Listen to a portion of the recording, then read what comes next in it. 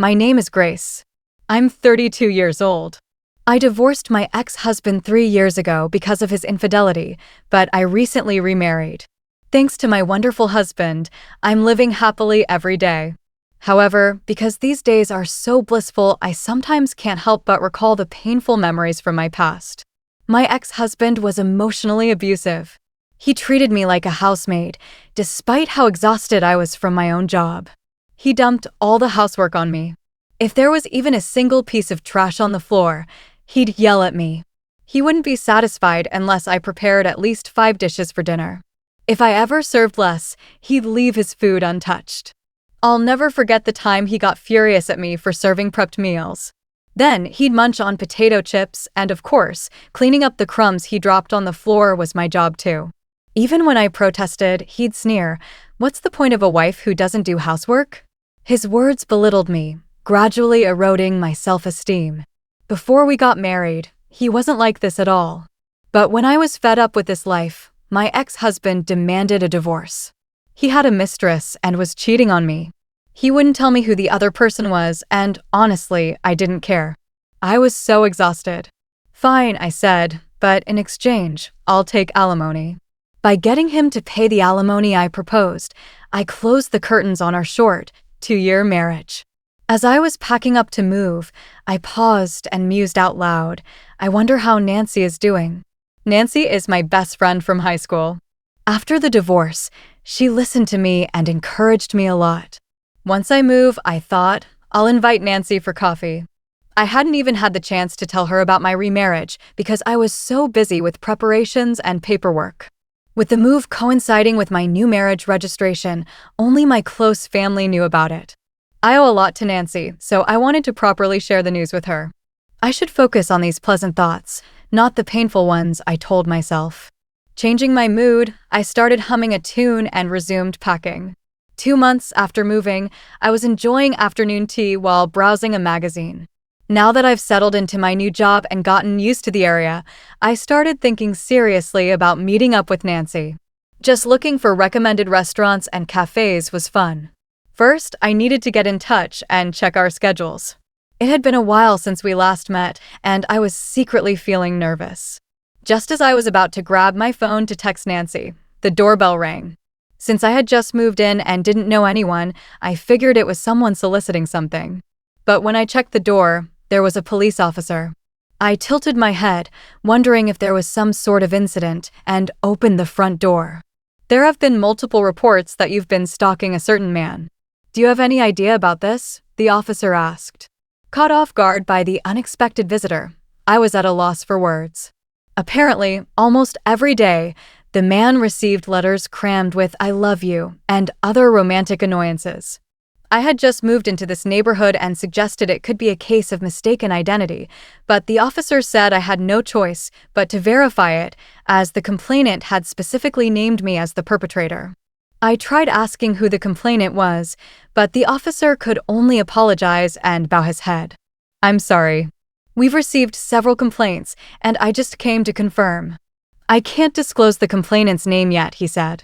I was perplexed, but I understood it was the officer's job. I had to reassure myself.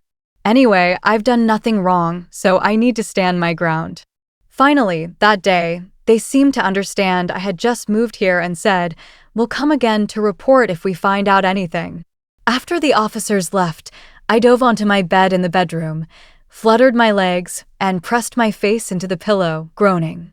The fact that someone had named me was creepy, and an indescribable discomfort enveloped me. As I wondered why and how this could have happened, I noticed the sun had already begun to set. I had planned to call Nancy, but I was in no mood anymore. I let out a heavy sigh and forced myself to get up to take in the laundry. I was deep in thought about what had happened the day before. After the police left, I discussed it with my husband when he came home.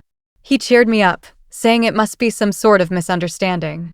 Thanks to him, I regained some energy. But when my husband went to work and I was left alone, my melancholy mood returned. Just then, my phone rang and an unfamiliar number appeared on the screen. I could have ignored it, but I had a bad feeling. Though hesitant, I answered the call. "Grace, it's been a while," a familiar voice said. I held my breath. It was my ex-husband, Ray. He seemed to laugh at my silence. I heard you still haven't admitted to stalking me. I'm disgusted by the police, even though I told them to investigate thoroughly, he said. At that moment, I realized the incident from the day before was caused by my ex-husband. So, you're the one who made that strange complaint to the police? I asked. He affirmed yes. You moved close to me because you still have feelings for me, right? Everyone around me is surprised by this too. Misunderstanding the situation, my ex-husband, Ray, always overflowing with an odd sense of confidence, irritated me more than he knew. I could just tell he was smirking on the other end of the phone. It seemed he had told everyone around him that his ex-wife was stalking him. Me, stalking my ex-husband? That's ridiculous. The painful memories from the past came flooding back, and though I tried to maintain my composure, I could feel my blood boiling.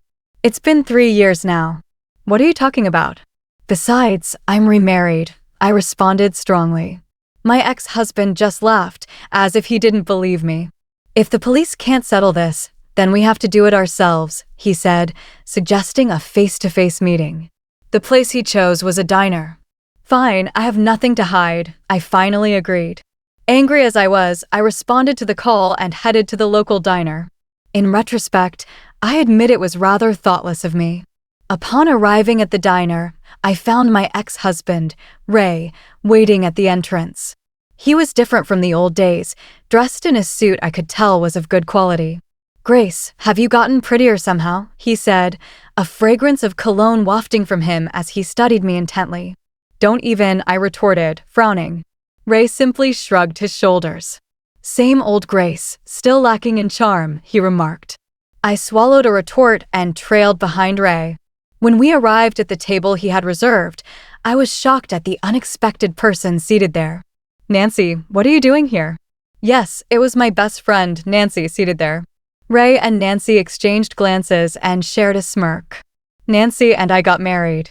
Don't be jealous just because I'm happy, Ray said, putting his arm around Nancy's shoulder. His arm was adorned with an expensive, gleaming watch that seemed out of place. Oh, this? I'm a CEO now, you see, thanks to Nancy, of course. Ray had apparently established a company with the help of Nancy's parents after our divorce. It seemed the business was doing well and had become stable. Honestly, I didn't care about that. What stunned me was the word marriage. Nancy, who knew how badly I was treated, married this man? Seeing my confusion, Nancy cheerfully said, when you invited me to your wedding, I was so surprised. Such a wonderful man like Ray with you. I never really liked you from the beginning, you see. You were always the center of everyone's attention, so I decided to pretend to be your best friend and take you down one day. With these words, Nancy smiled without remorse. Every time I met Ray, we joked that we met in the wrong order, she said, cuddling up to Ray happily. Looking at Nancy's happy face made me feel nauseous. She had been there to comfort me after my divorce, listening quietly to all my grievances. But now I realized she must have been listening with a vile expression, like the triumphant look on her face now. Nancy started talking to me, telling me how she fell in love with Ray, my ex-husband, at our wedding. She confessed that she sneakily gave him her contact details on the day of the ceremony and started pursuing him. Ray, she said, quickly became infatuated with her. The most shocking revelation was that Nancy had been encouraging Ray to emotionally abuse me. No wonder I felt Ray's personality had suddenly changed after we got married. The two of them had been enjoying my suffering, and I had been oblivious. You wouldn't give up, so in the end, we made Ray pay some money and demand a divorce, Nancy said, sipping her orange juice with a look of exhaustion. The alimony that Ray paid me was apparently funded by Nancy, something I learned for the first time. Now, to the point. Could you please stop stalking Ray? We were surprised when we saw you the other day, but to think you moved here just to stalk Ray?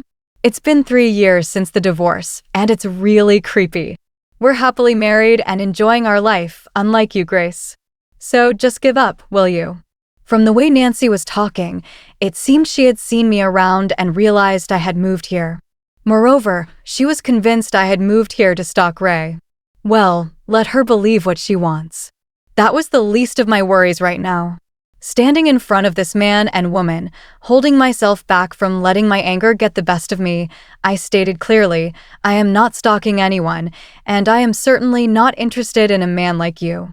With that, I rose from my seat. I could hear Nancy's laughter behind me, but I didn't bother to look back. Almost 2 months have passed since then. I received a call from Ray. I had been expecting it, so I answered. Ray was in a panic on the other end of the line, and I couldn't help but smirk because I already knew what went down. Though it seems you really were the victim of a stalker, it turns out it wasn't me, but your current mistress, I informed him. Apparently, Ray had married Nancy and was having an affair again. As a result, his fling had developed strong feelings for him and turned into a stalker. That's the truth, I said. Ray, looking shocked by my words, stammered out an explanation. It turns out he knew the stalker was his mistress, but if Nancy found out and they divorced, he'd lose the support of her parents. He overheard Nancy saying I had moved into the area and decided to frame me as the stalker to deceive her. According to him, it was Nancy's idea to name me as the stalker to the police and to call me to the diner. Lies built on lies, leading to this situation. It's so typical of Ray. I'm sorry I framed you as a stalker, but you didn't have to do this. I heard the agony in his voice. It sounded like he was in the middle of a real mess. From the other end of the phone, I could hear pounding on a door and the voice of a woman who seemed to be Nancy. He must be barricading himself in his room. It's pathetic. I simply told Nancy the truth, out of regard for our old friendship, I explained. This probably refers to the photo I sent Nancy. Please expect a claim for damages for the affair, I wrote in a note attached to it. The photo showed Ray's mistress engaging in stalking and another scene of Ray walking arm in arm with the stalker into a hotel. I'm shocked that you'd go to a hotel while you're still being harassed, I said, sounding flabbergasted. I had no choice. She threatened to tell Nancy to divorce me if I didn't meet her, Ray replied. As for how I got such a photo, it's all thanks to my husband. My current husband runs a private detective agency. He recently set up his own office, and we moved to this area. However, I'm feeling mixed emotions and guilty that the first job after opening his office involves my ex-husband. My husband managed to find the real stalker of Ray in about a month and secured solid evidence of Ray's affair with the stalker. I can't thank him enough. By the way, expect a claim for damages from both you and Nancy, I told him. I heard Ray make a bewildered noise. You knew who the real culprit was, yet you named me to the police as the stalker, and on top of that, you spread rumors about it. Just how low can you go? I caught my ex-husband, Ray, at a loss for words, and I pressed on. I was just about to forget our married life. I'm going to make you pay for reopening my wounds.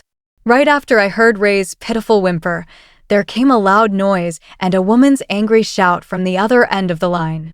It seemed like Nancy had broken down the door and entered the room. I heard her ask, "Who are you sneaking around talking to?" Then the voice on the phone switched to Nancy. She must have grabbed the phone from Ray. "Who are you?" "That stalker chick," she demanded. "No, it's Grace," I replied.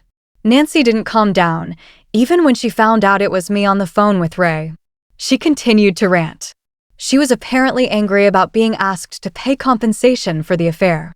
"Don't kid yourself. Why on earth should I have to pay compensation now?" she snapped. I told her what I'd learned from the lawyer my husband introduced. If you divorce due to an affair and don't know who the other person was, you can demand compensation up until 3 years after you find out. I just informed your husband that I'll be seeking damages for defamation. Nancy's voice cracked with tears. "You money grubber. Don't take away my happiness. You're just getting back what you dished out, right? All because you disliked me. You had Ray do your dirty work and torment me. You played the good friend after the divorce, but inside, you were laughing at me. I can't forgive you." "I'm not paying any compensation fee," she retorted. When I was called out to the diner, I had a voice recorder in my bag. I hadn't turned it on for self-defense, but I unexpectedly found out that Nancy was the one Ray had the affair with 3 years ago when we got divorced. "I haven't recorded that, but I'm recording this call as well," I said. "It doesn't matter what you say. You'll pay for your actions. If necessary, I intend to use this recording as evidence and make you and Ray pay. There's a business card from a lawyer in the photos I sent you, right? From now on, Please contact me through that lawyer." I hung up the phone without listening to Nancy's rebuttal. With the sound of the call ending, I finally felt like I was able to put the divorce 3 years ago behind me. Thanks to the lawyer my husband introduced, I was able to get Ray and Nancy to pay most of the compensation amounts I demanded. After Nancy's parents found out about the compensation, they disowned her. The stalkers stormed Ray's workplace and revealed their affair. Ray lost his social credibility and the support from Nancy's parents.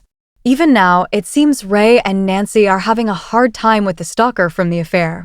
"We just moved, and you had so much going on," my husband sympathized. "Despite the trouble I caused him this time, I want to cherish this man who is still kind and smiles at me. I look forward to enjoying the peaceful times that have finally arrived, together."